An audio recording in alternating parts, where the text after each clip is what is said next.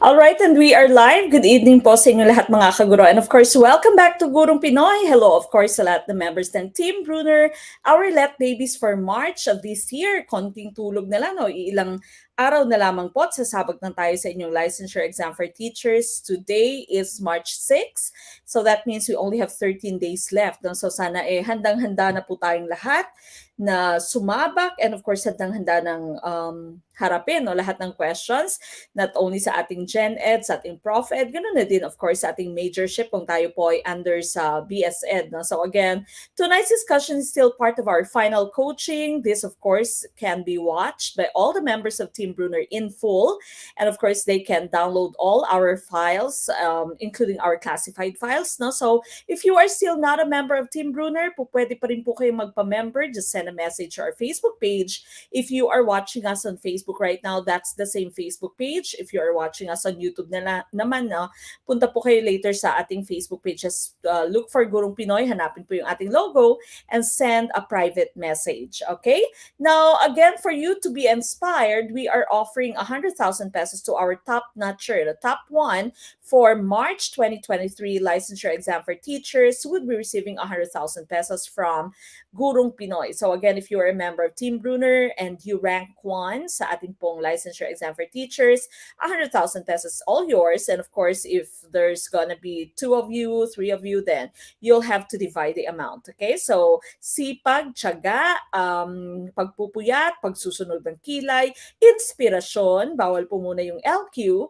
Okay, so dapat inspired tayo kapag tayo ay mag-take ng let and of course, kayang-kaya, no? Hindi lang makakapasa, makakapag-top pa. Of course, our top notchers are all testament na kayang-kaya pong mag-top sa licensure exam for teachers, may it be sa BS Ed or B-Ed. All right? Now, for those of you who will be taking the let naman in September this year, we have Team Skinner and we are offering the first 300 slots for only 2,000 pesos. That's already for Gen Ed, Prof Ed, and Major. If you do not have your majorship, the same amount po, no? Because of course, ang all-in natin is 2,000 pesos.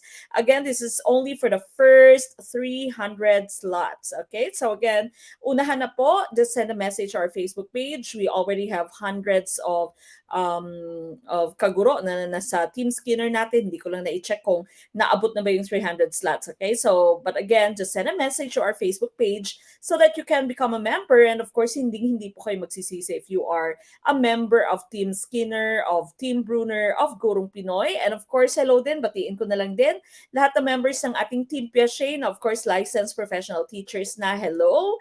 And of course, congratulations. May you all become inspirations to the thousands of Team Brunner babies na magtitake na this month. And of course, please continue sharing Gurong Pinoy. Okay, now again tonight, as I've mentioned, this is final coaching day 8. Okay, so final coaching 8 na po tayo. Paki-like, love, and of course, paki-share po ng ating video so that we can reach out to more people. Very important that you are sharing our video. You can also show us your support by sending us stars on Facebook, super chat, super stickers naman po sa ating YouTube channel. Now, if you'll be taking the civil service examination, meron din po tayong exclusive group for the CSE. Again, just send a message to our Facebook page if you have any of these questions that you'd want us to answer. Okay, so again, hello, good evening sa lahat. I can see different locations, no? So good evening po sa inyong lahat. And of course, sabak na tayo, no? Diretso na tayo. But of course, let's all start with our opening prayer. So samahan niyo po ako mga kaguro.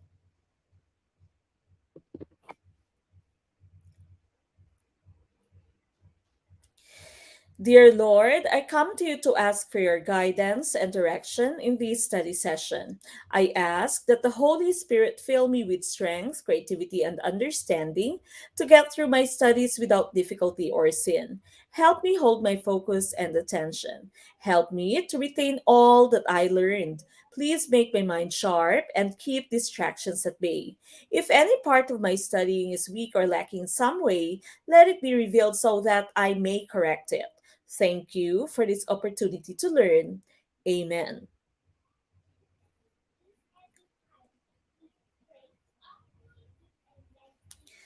All right. Now, once again, this is Final Coaching Day 8. Please like, love, share our video. Start a watch party. Tag your friends and the stars on Facebook. Super chat, super stickers naman po sa ating YouTube channel. Again, very important. You are sharing our video so that we can reach out to more people. Gaya ninyo, matulungan din po namin silang maipasa yung kanilang licensure exam for teachers. All right. Let us all start with question number 1. Okay, number 1, due to multiple intelligence and learning styles of learners, which approach works best in order to enhance learning of each and all students? Would it be letter A, unilateral approach, letter B, horizontal approach, letter C, streamlined approach, or letter D, differentiated approach? What's your choice? Number 1, ICDs. Aba, yabang factor. Pagaling na ng pagaling, oh, bibilis na, no? Hindi na masyadong nangangatog, kinakabahan sa Prof Ed. Especially if you are a Team Brunner baby, medyo kabisado na natin at alam na natin kung paano atakehin, no, yung Prof Ed natin. Okay? So again, kung ikaw po hindi pa member or ikaw naman ay magti-take sa September, magpa-member na po para, of course, the earlier you prepare for your licensure exam for teachers, then the better, no? So yung iba nga nating mga kaguro dito, actually, no, mga estudyante pa lamang, meron tayong mga third year college, fourth year college, nag-e-enroll na, no? Member na po sila ng Team Brunner, dati Team Piaget. Hello, good evening, Facebook user. Hindi ko lang po nakikita yung inyong name na, but he or she is watching from Anilaw, Iloilo, the hometown of my husband. Good evening sa lahat ng mga taga Iloilo. All right. Ating first timer, good evening. Good evening sa mga newbies natin. Hello po, good evening. Welcome po, diretso sa kusina. Okay. All right, letter D. I see a lot of letter Ds. Now, of course, your hints here would be the terms multiple intelligences. Now, remember, when you say multiple intelligences, of course, by Howard Gardner, hindi lamang iisa yung klase ng pagiging matalino. No? Hindi lamang iisa yung klase ng katalinuhan. Because before, yung pinaniniwalaan po nilang mga matatalino ay yung mga matatas magsalita, yung mga magagaling magsalita, magagaling mag-explain. Yun dati, yung mga matatalino. Pero ngayon, because of the presence of the multiple intelligences theory by Howard Gardner, we all know that there are different types of intelligences. Okay? So, hindi lamang linguistic, no? Verbal linguistic, meron tayong logical, mathematical, may bodily kinesthetic, may natural, no? Spatial, may interpersonal, intrapersonal, iba't ibang klase ng intelligences. Hence the term multiple intelligences. And of course, our students all learn differently. Meron sa kanila visual, merong auditory, merong tactile, no? So, different types of learners. And so, yun po, yung mga hints natin in this question. Since you have students, no? You have different types of students na merong different types of intelligences and of course different styles of learning, what should you do? And of course, the correct choice here, tumpak po kayong lahat, that would be letter D, differentiated. Kumbaga, when you say differentiated, iba-iba yung inyong approach, hindi lamang na essay, no, from day in, day out, every day, daily, all days of the week, essay kayo ng essay or lecture kayo ng lecture. So, dapat samut-sari, kumbaga, fruit salad, no? Iba-iba yung rekado, iba-iba yung sangkap, iba-iba yung ingredients ng inyong pagtuturo. Okay? So, that would serve the different types of learners that you have.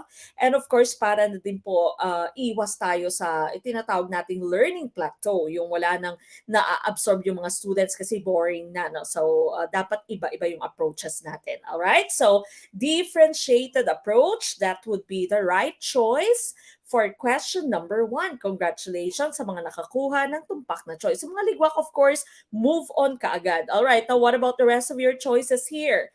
The first one, unilateral approach. This means affecting only one group without the agreement of another. So, kumbaga, ikaw lang yung nagdesisyon. Parang siya, no? Unilateral yung desisyon niyang makipag-break sa'yo. Aray, ang sakit, okay? So, affecting only one group. Hindi nag-agree yung other other group, no? Hindi ka kumonsulta sa other group. That's unilateral approach. Horizontal naman, andyan po yung ating meaning, sabi ng horizontal, involving social groups of equal status. So pare-parehas yung kanilang rangko, kumbaga, no? As opposed to your vertical. Vertical is top to bottom the organization. Horizontal naman, across the line, no? Across the line. Then of course, you have streamlined approach. When you say streamlined approach naman, using faster and simple methods. Kumbaga, ipinasimple mo yung mga methods or processes. No? When you say streamlining of government offices, kumbaga, pinabilis yung serbisyo, pinasimple yung serbisyo. Aba, ayun na, no? Meron na pong mga naapektuhan, merong mga nagre-react, sabi ni Facebook user, kapal na mukha, makipag-break. Okay, mag-isa niyang pinagdesisyonan, alright? Unilateral siyang manakit. Okay, and so the correct choice here again is letter D. We move on with question number 2. Among the curricula which operates in the classroom, which curriculum is actually applied in the teaching learning process? Letter A, taught curriculum. Letter B, hidden curriculum. Letter C, written curriculum. Or letter D, recommended curriculum. What's your choice? Number 2, aba, yabang factor na talaga. Ma'am Mary Eileen Fababier Galindez Encinida. Hello, Coach Mek. Na-miss ko po boses mo po. Good luck po sa mga magtitake ngayong March 19. Kayo na po ang susunod na LPT. Proud Team Tawas and Team Piaget. Hello sa lahat ng members ng Team Tawas, of course.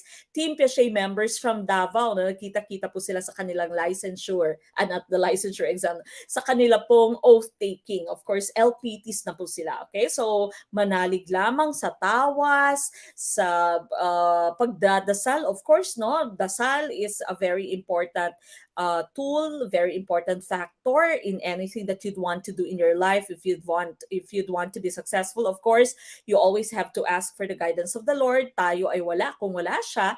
And of course, samahan na din ng sipag, tiyaga, pagtitiis, sakripisyo, less date, less K-drama, no? So, study muna, prepare muna para sa let. Okay? So, Team Tawas, kaway-kaway, hello po. Nakikita ko yung ibang Team Tawas dito. Ayan, sabi ni Ma'am Ronaline de Gracia Lopez, Team Tawas here.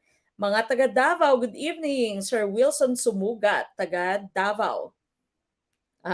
Meron ng ready. Si Sir Aldrin, meron na daw reading red. Alam na niya kung anong reading red. Ma'am Kisses Lumico, good evening po. From Basilan, Facebook user, Assalamualaikum of course, sa lahat ng ating mga Muslim brothers and sisters. Good evening. Okay, I see a lot of letter A's among the curricula, the different types of curricula that you have. Which one is actually applied in the teaching learning process? And of course, the correct choice here is taught curriculum. No? So, taught curriculum. When you say taught curriculum, ito po mismo yung tinuturo ng guro. No? There are several types of curriculum. By the way, we have our curriculum development na video sa ating pong YouTube channel. Meron tayong 3 videos doon na iba-iba, no? Regarding curriculum development. So make sure that you have watched all 3 videos. And of course, balikan lahat ng videos natin. Over 600 videos sa ating YouTube channel.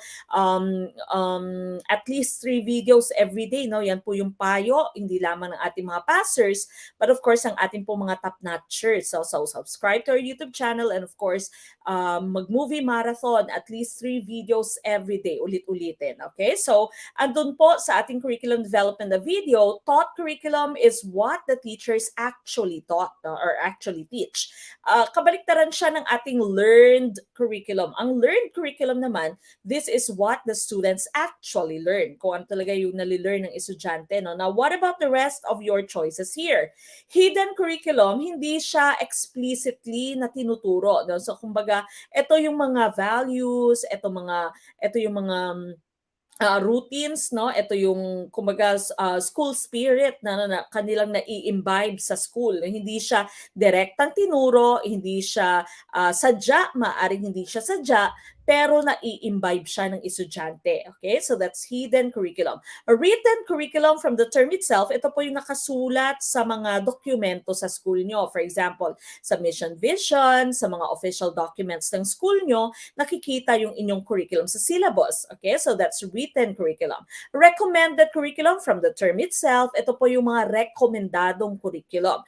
For example, yung mga experts mo, like the PAFTE, experts mo sa larangan ng pagtuturo, no? So these are, or this is a type of curriculum that they put forth, that they suggest to the different schools. Okay, so that's the recommended curriculum. But here, of course, the correct choice is letter A, tumpak. Nakaganti din sa X na nakipag-break, no? So tumpak number 2, letter A. Hey, we move on with question number 3. If the scores of your test follow a negatively skewed score distribution, what went wrong? Is it letter A, items were wrong? Letter B, items were not in order? Letter C, items were easy?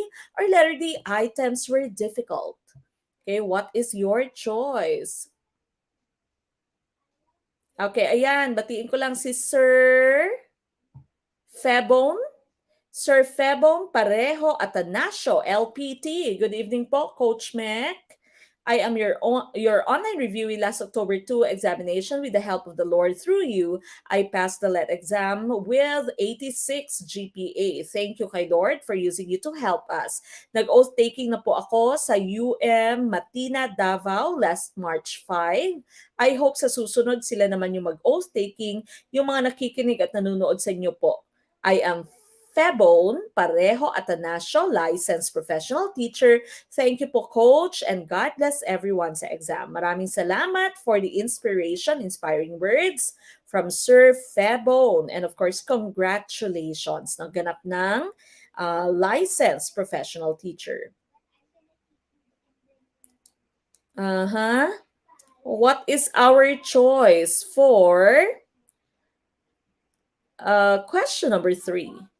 From Zamboanga City, good evening, Ma'am Cheryl Go.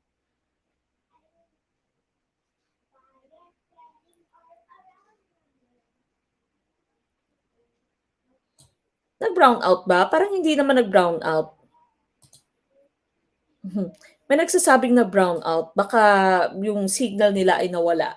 Okay, letter C for question number 3. Items were easy. Okay, ang tumpak na choice of course here is letter C. Tama po yung letter C, no? Letter C, ang tumpak na choice. And remember, no, if you have your negatively skewed score distribution, that would be called skewed to the left. No? So skewed to the left. When you say skewed or skewness, that means, sabi ni Ma'am Rosalie Capis, ba't po kaya nagbablock yung screen? Di ako makapanood. Sa signal po yan, ma'am. When you say left skewed, no, or negatively skewed, it's skewed to the left, and we are actually talking about the tail, no, yung nagtitaper na part ng inyong score distribution. Kumbaga, ito na yung mas konting scores ang nasa left side ng inyong score distribution, or sa left side, no, or negatively skewed nga yung inyong score distribution. And so yung umbok, yung mas nakararaming score would be higher, no? Would be mas mataas. So, mataas yung mga karamihan ng scores, kokonte yung mga mabababang scores. So, this is skewed to the left or negatively skewed. Ang skewed to the right mo naman or positively skewed, mas kokonte yung inyong mga matataas na score, mas marami yung mabababa. No? So, that means magkabaliktad po. Magkabaliktad. Pag sinabing skewed to the left or negatively skewed, mas mataas yung mga scores ng student. Skewed to the right or positively skewed, mas mabababa yung scores ng inyong estudyante. Then of course, you have your symmetric. Now, when you say symmetric naman, this is your normal score distribution or your bell curve. That means more or less yung mga estudyante mo nakakuha ng mean, no, ng average, okay? Average score. Alright, so baka mahina yung mga internet ng mga kaguro natin, alright? So again, negatively skewed score distribution, sabi ng inyong item number 3, and so that means items were easy, okay? So items were easy because of course, mas marami sa mga estudyante mo ang nakakuha ng matataas na scores, alright? We go to question number 4. What kind of presence is engaged in through the community of inquiry model? Would it be letter A, social presence, letter B, psychological presence, letter C, individual presence, or letter D, psychomotor presence? What's our choice? May mga estudyante tayong paputol-putol daw, meron namang nawawala, no? The rest of the students, okay naman po. Nakikita ko kaagad yung kanilang answers. So sabi dito, number 4A, social presence. I-refresh nyo lamang po. Refresh nyo po yung inyong might be the internet connection, maaring sa Facebook na i-close nyo muna. And balikan po. Kung hindi po talaga kaya po, pwede naman pong bumalik later, no? So, hindi naman nawawala kasi yung ating video sa ating Team Bruner. Okay, I see a lot of letter A's.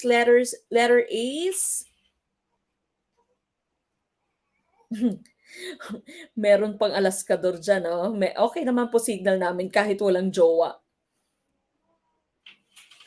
Okay, so number 4, what kind of presence is engaged in through the community of inquiry model? Social presence, psychological presence, individual presence, or psychomotor presence? The correct choice here, of course, would be letter A. Tama po yung social presence. Okay, so this right here is your COI, no? Community of inquiry model. Okay, so when you say community of inquiry, this is a conceptual framework for optimizing learning environments para mas pinaganda ang inyong learning environment.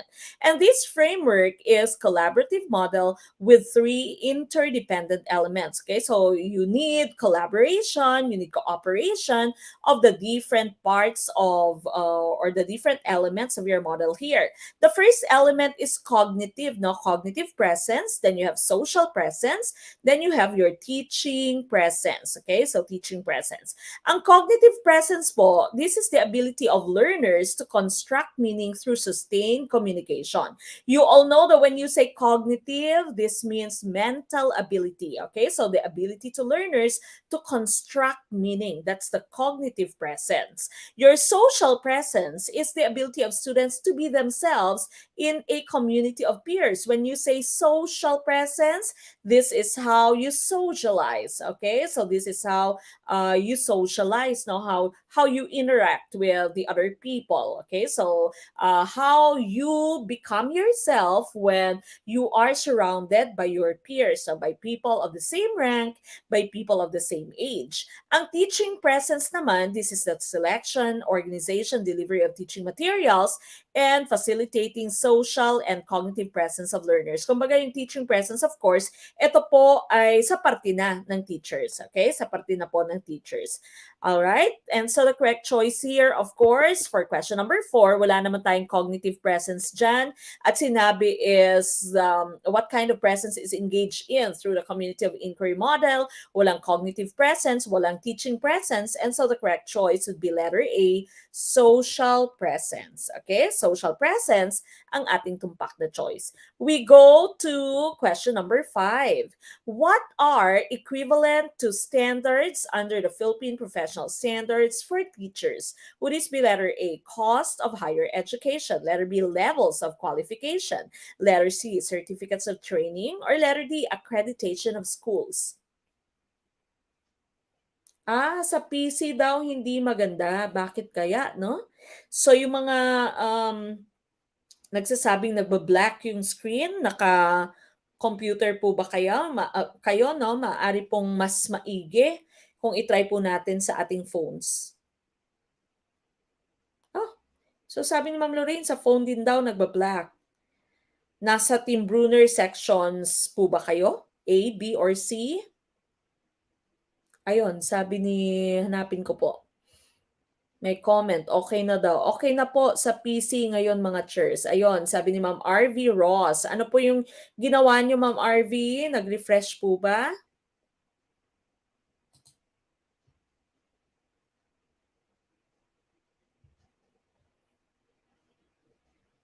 Ma'am Rose Ann Mendoza, saan po kayong section, ma'am?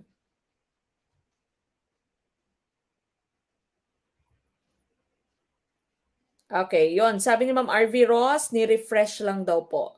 Refresh lang po. Sir Kenneth Cambra, humuhugot pa. Refresh nyo lang po. Baka mamaya malaman nyo na kung anong kulang niya sa'yo. Eme. Okay. Letter B. Letter B. Okay, karamihang choice niyo, letter B. All right, so what are the equivalent or what are equivalent to standards under the Philippine Professional Standards for Teachers or PPST, yung mas pinabagong NCBTS, no? Anong equivalent ng standards? And of course, the correct choice here would be letter B, no? Levels of qualification. Okay, so levels of qualification ang ating tumpak na choice. All right, now here, of course, are the different levels of qualification. We've talked about this several times already, pero ulitin na natin, no? Also for the benefit of those who are newbies, okay, sa mga maaaring kakatunin pa lamang na beginning teachers, proficient teachers, highly proficient teachers, and distinguished teachers. Okay, so again, when you say beginning, these are the ones who only have the qualifications, kumbaga basic, no? Base model ng isang car. Okay? Wala masyadong accessories. Yan yung ibig sabihin ng beginning teachers mo.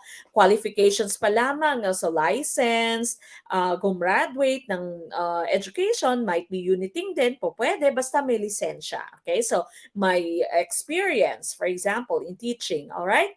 Now, when you say proficient teachers naman, the next level, professionally independent ka na and you can already display the different skills in planning, implementing, etc. Kumbaga siguro yung beginning teachers natin nasa first year of teaching ka, no? When you go to your second year, third year of teaching, proficient ka na, no? So, independent ka na, and kumbaga, nag-improve na yung pagpaplano mo, lesson planning mo, classroom management mo, all the aspects of teaching. Now, your highly proficient teacher, consistently display mo na yung inyong level of performance and you can already support and mentor the rest of your teachers. Okay? So, may mga bagong teachers na, for example, nasa fourth year, fifth year of teaching ka na and consistently, parang kumbaga way of life mo na, no? Nasa kultura mo na yung pagmamanage ng class mo, lesson planning, everything.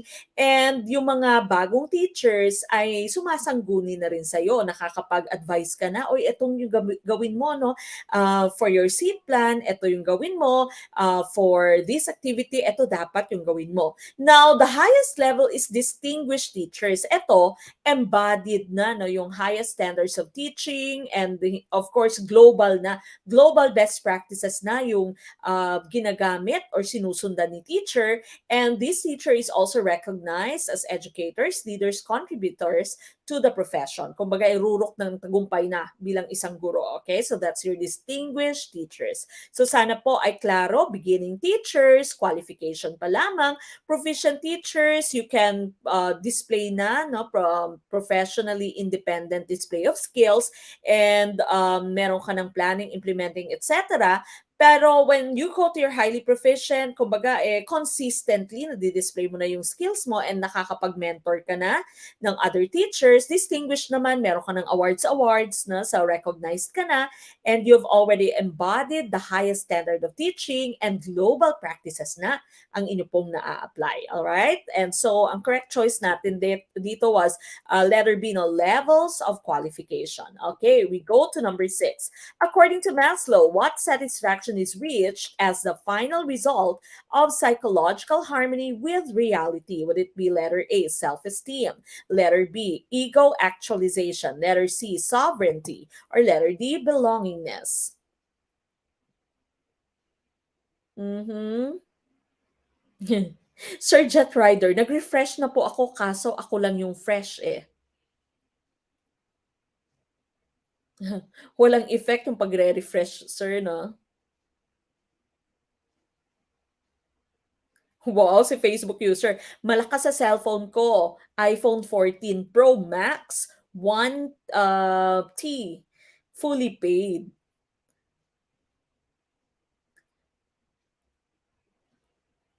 Nag-block na naman Facebook user.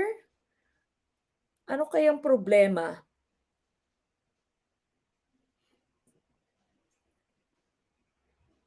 Uh-huh.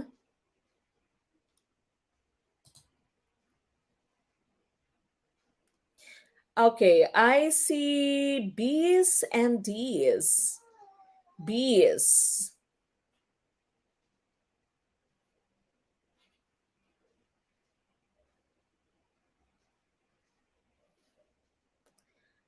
I-refresh nyo po ma'am or sir, i-refresh din, no? I-refresh, i-off muna yung wifi, balikan sa wifi or kapag ka naka-LTE, no?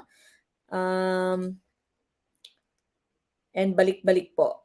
All right, letter B. I see a lot of letter B's for number 6. Sir John Ray Robles, hello Mamek, nakakamiss makinig sa inyo. The best ang Gurong Pinoy. Salamat po sa tulong. Kaya niyo po yan, guys. Magtiwala sa Gurong Pinoy team. Team Piaget here, LPT na. Congratulations, Sir John Ray M. Robles from Team Piaget. Okay, number 6. The correct choice here, of course, yung pinaka-hint natin dito is the final result. Okay, final.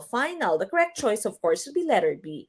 Ego-actualization or what you call self-actualization. Okay, so self-actualization, letter B, ang ating pong tumpak na choice. So, final.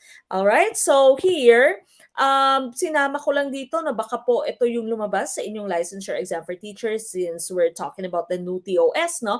Dati, meron lamang tayong 5, no? Meron tayong 5 levels. You have physiological.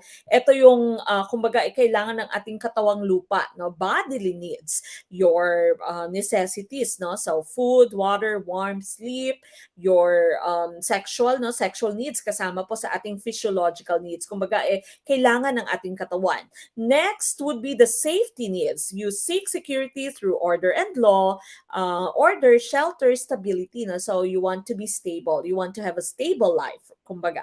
Now next, after that, belonging and love. You want to seek affiliation with a group.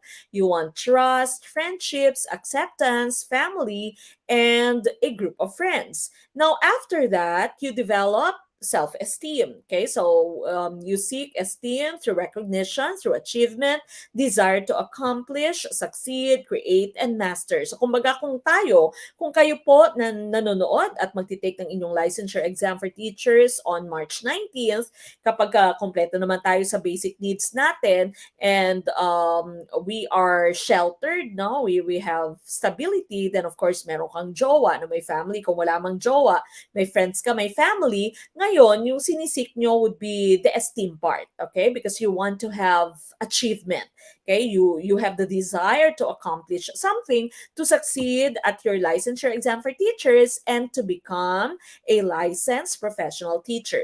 Then, of course, you have self-actualization. Ito yung hinahanap natin, ego-actualization or self-actualization. You seek fulfillment of personal potential, achievement, mastery, dignity, independence. Kumbaga, rurok ng tagumpay.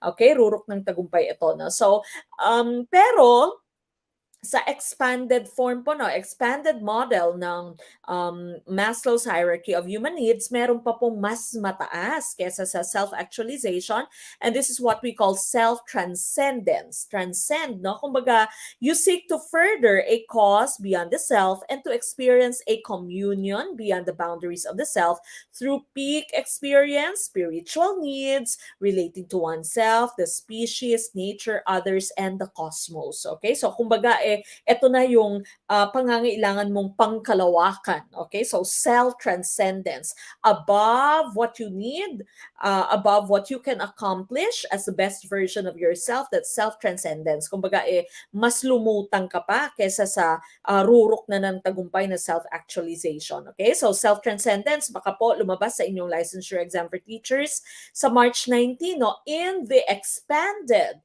hierarchy of needs according to Abraham Maslow, what is the highest level? At merong transcendence or self-transcendence at merong self-actualization. Kapag ka nakita yung expanded na term, your answer would be transcendence. Okay? So sana po klaro, no? Batiin ko lamang si Sir Arjud Argoncillo Baya. Good evening po. No, LPT na from Team Piaget. Hello po. Good evening, Sir Arjud. All right, we go to number 7. What cognitive process is required in writing a personality profile of a fellow classmate? Letter A, creating. Letter B, applying. Letter C, recalling. Or letter D, analyzing. What's our choice? For number 6.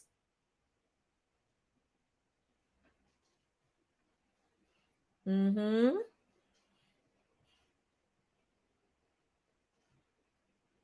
Okay, baka po Facebook na yung medyo pumapalya.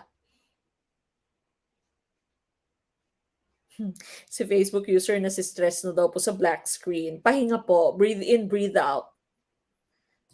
Sorry po, no? Sabi ni Facebook user, kawawa naman iba dito, niloloko na nga ng jowa. Nagloloko pa yung FB Live. Wow, Facebook user, okay lang naman sa MacBook Air Pro ko via home credit.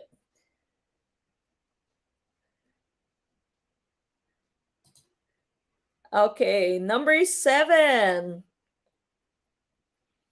7, I see A's. Tama kaya ang letter A, no? So, for example, you were asked by your teacher to make a personality profile, no? Sabi ng inyong teacher, gumawa ka ng personality profile. Anong personality meron ang kaklase mong ito, no? Itong kaklase mong bully, for example, or itong kaklase mong marites. Gawan mo siya ng personality profile. So, what cognitive process is required here? Anong dapat na level ng cognition, no, according to Bloom's taxonomy ang ating pong gagamitin?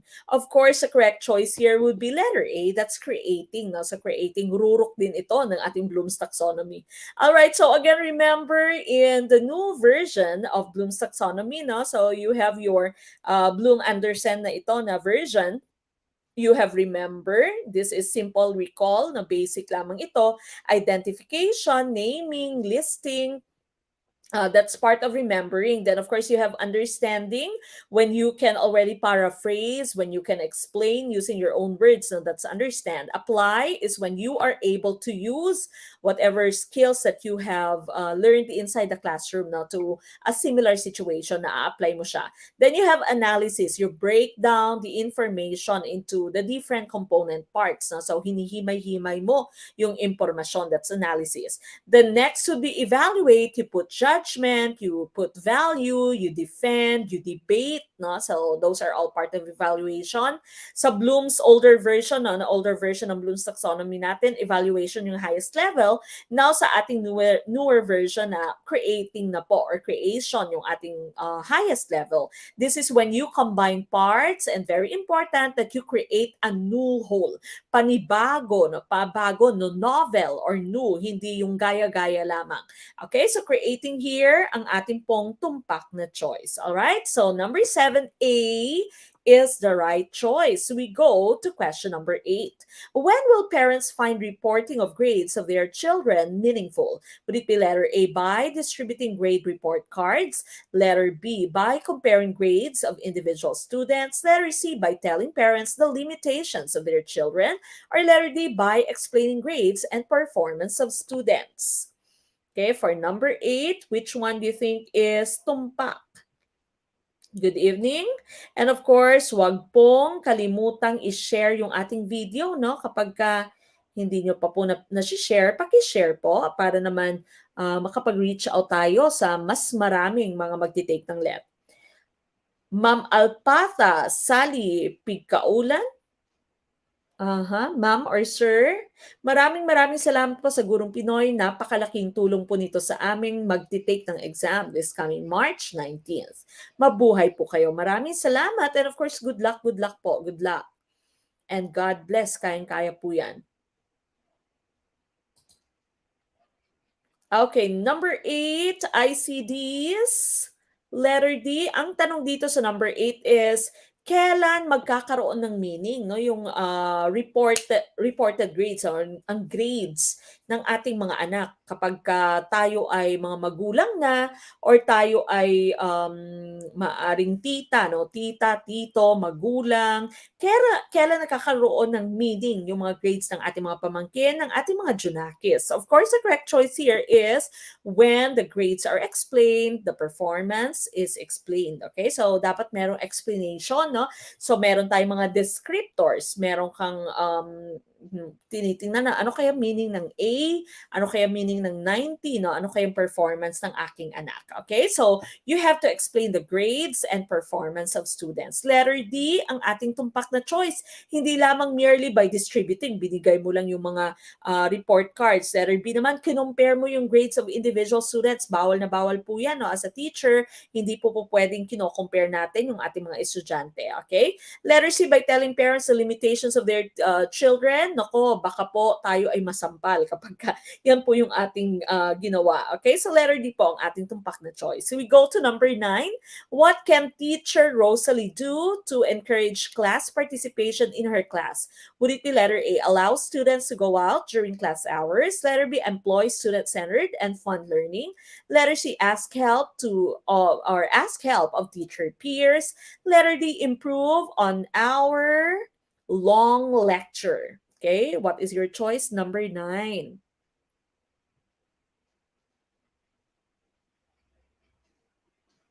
Okay, Ma'am Shireen Solomon. Maraming salamat, Ma'am Mek, sa pagtuturo po sa amin. Sayang dati inaaya ako ni Ma'am Melanie Castulo na sumali. Tumanggi ako. Nakapasa siya last October 22. 2022. Kaya ito ako ngayon, uulit muli at susubok na kasama ang gurong Pinoy. Okay, good luck po. God bless. Sana ipasado na. Siguradong pasado na, no? Kapag ka nandito na po sa Team Bruner. Sir Edwin Batiles, social science major, kita-kita po tayo sa San Beda, sabi ni Sir, sa mga magti-take no, na nasa Manila. Okay, number 9, ICBs, letter B. Karamihang choice niyo, letter B. Okay, the correct choice here, of course, is letter B. No? It's pretty obvious. No? If you'd want to have participation in your class, hindi parang namatayan yung klase mo, hindi parang tawag dito, natutulog yung mga estudyante mo, you have to employ or you have to use student-centered and fun learning activities. Okay, so letter B, ang ating tumpak na choice for number 9. We move on with question number 10. Among cognitive deficiencies, what is known as the difficulty in focusing or keeping attention in learning? Would this be letter A, perception, grasp disorder? Letter B, language communication disorder? Letter C, memory breath disorder? Or letter D, attention deficit disorder? Okay, what's your choice? Number 10. Okay, so I see a lot of letter D. Sure na? Letter D, sure na. Sabi ng mga kaguro, yabang factor. Okay, so here, yung hints natin, of course, difficulty in focusing or keeping attention. The correct choice here, of course, is letter D, no? Attention deficit disorder, hyperactivity disorder, ADHD. Okay, so ADHD, very short yung attention span and very hyperactive, no? So hyperactive. Hindi sila makapag-focus and they cannot keep their attention for a long time. Okay, so if there is a question in the let about a teaching strategy, no, if you will be teaching someone who has ADHD, of course, your choice there would be to keep your activities short and to keep them varied. So dapat may variation sa inyong activity and make them short para hindi sila mabore, so that you still have their attention. No? Kasi maiigsi lamang yung kanilang attention and as much as possible gusto nila nag-move, no? Because they are hyperactive. All right? So letter D for 10. We go to number 11. At what level of Kohlberg stages of moral development is taxi driver Ed returning the wallet of a passenger who left it in his cab? Okay, would it be letter A, preconventional for the reward of money? Letter B, preconventional for fear of punishment? Letter C, conventional for social approval of what other people will say? Or letter D, post-conventional for the common good? Okay, so ito naulit na siya, no? Iba lamang yung pangalan. So sa let po, paulit-ulit. Meron pong mga questions talaga na paulit-ulit, no? So we try to simulate the licensure exam for teachers as much as possible. Minsan meron tayong mga typo, meron tayong may typo tayo, meron tayong mga items na paulit-ulit because pinapakita natin sa inyo kung ano yung ini-expect nyo sa actual. Okay? So, wag po tayong masyak kapag may mga paulit-ulit na items, kapag may mga wrong spelling, no, may mga typo, common po yan sa inyong licensure exam for teachers. Okay, so here, of course, the correct choice is letter D, no? Post-conventional, all right? So we cannot say pre-conventional because when you say pre-conventional, okay, wala pala tayong slide, no? When you say pre-conventional, hindi pa niya naiintindihan kung bakit may rules, kung bakit may laws, okay? So hindi niya naiintindihan kung ano yung purpose ng rules na. So, pre-conventional lamang, po pwedeng gusto lang niya magka-reward or gusto lang niya hindi ma-punish. No? So, usually younger kids, yung nasa pre-conventional stage natin. Yung conventional, this is the part where the person is acting in such a way because the person would want to be appreciated, good boy, good girl image niya, and social approval. No? Pero dito kasi, hindi naman na-recognize na maaaring pasimple in secret, nagkita lamang sila, walang maraming nakaalam na naiwan kasi no sa cab niya yung wallet. Okay? So here, we can say na nasa post-conventional level na si taxi driver Ed because it was his own will, no, sa free will niya, and hindi siya for social approval. So we cannot say conventional. Okay? So letter D is our choice. We go to number 12. Which of the following shows a total physical environment that supports learning? Letter A, classroom with furniture. Letter B, tall, three-story building. Letter C, safe and secure building and classroom structures. Letter D, bulletin boards in every building. Now again, to enjoy the full video and download all our materials to go back to all our full-length video, join Team Bruner, send a message to our Facebook page, okay? Or if you will be taking the LET in September, join Team Skinner. Okay, so mag-send lamang po ng message sa ating pong Facebook page. All right, number 12, ICCs, and that of course is tumpak. No? So unang-una dapat safe at secure yung building natin, and ang ating classroom structures ganun din, no? And dapat flexible yung ating classroom arrangement. Kumbaga depende sa activity ng ating estudyante, na-adjust natin yung arrangement ng ating classroom. Okay? So hindi lamang dahil merong furniture, tall yung buildings natin, or may bulletin boards. Okay? So letter C, ang ating tumpak na choice. Ang gagaling nyo na. Okay? Siguradong pasadong-pasado na. Alright, we go to number 13. Among communication indicators, which can ensure effective communication between teacher and learners. Letter A, group dynamics. Letter B, fun learning. Letter C, two-way. Or letter D, technology-based. Okay. What is our choice for question number 13? All right, number 13, what is our choice?